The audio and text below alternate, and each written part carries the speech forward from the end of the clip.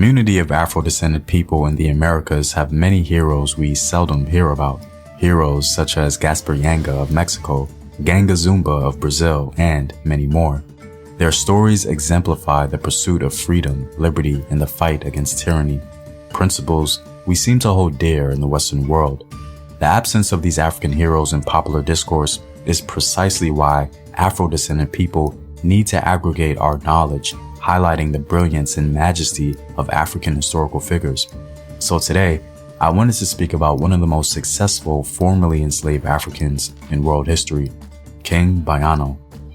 Animation can be quite expensive, so if you'd like to contribute to the continued production of this kind of content, consider supporting the home team on patreon.com. The link to Patreon is in the description box below. The role of African men in early Spanish America was surprisingly diverse. Unfortunately, popular narratives frequently highlight the enslaved status of African people despite there being some who discovered different avenues to freedom. African men in particular were able to do this because in the 16th century, Spain had not completely consolidated their power in the Americas. Thus, some Africans were able to acquire varying forms of freedom. One of the ways in which African men accomplished this was by becoming a so-called black conquistador. Most of them were conscripted, but some were able to gain their freedom. Another way was by becoming a pirate, gaining freedom through the open sea. And yet another was escaping to the mountains or countryside, establishing independent maroon settlements, becoming sovereign rulers or kings in their own right. In 16th century Panama, King Bayano became one of those men. He was believed to have been a Mandinka man, or at least from one of the Mande-speaking ethnic groups. In 1552, he was reportedly among 400 enslaved Africans taken to Panama. Fortunately, the ship he was on became shipwrecked off the coast of Panama. He and other Africans were able to escape to the shore. Something was special about Bayano because he quickly became a leader among the men and a formidable opponent for the Spanish, spearheading the largest revolt against Spanish colonial rule in the 16th century. Sources written by Spanish authors described Bayano as a very handsome and strong man who spoke Spanish well. His Spanish opponents assumed that Bayano had been a king or a leader in his homeland, and they called him El Renegado Bayano. His followers treated him with fear and respect, and they may have numbered more than 1,200 people.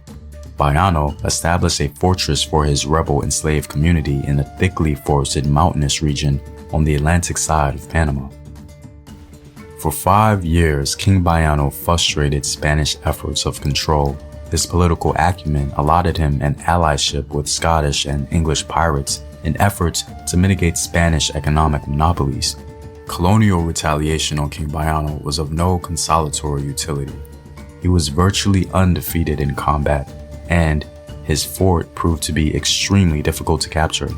The governor of Panama sent out 3 military expeditions to try and destroy Bayano and his maroon settlement, all of whom were defeated.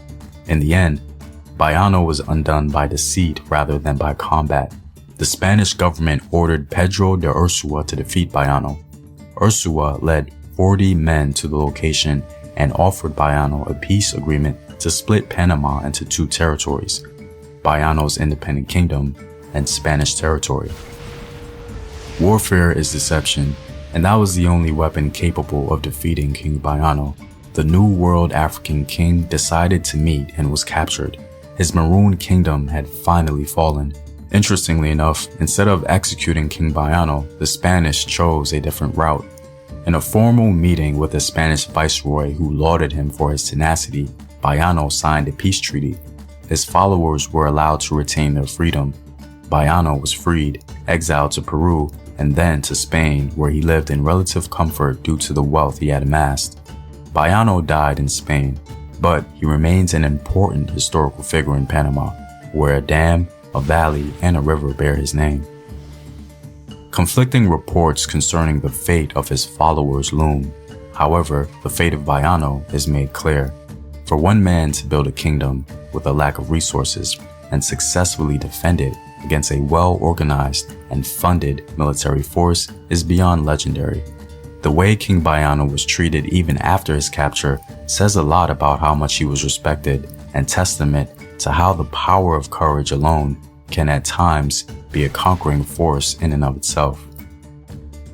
If you like these animated videos portraying African history, be sure to support its continued development on patreon.com. The link is in the description box below. Know thyself. Remember your ancestors. Peace.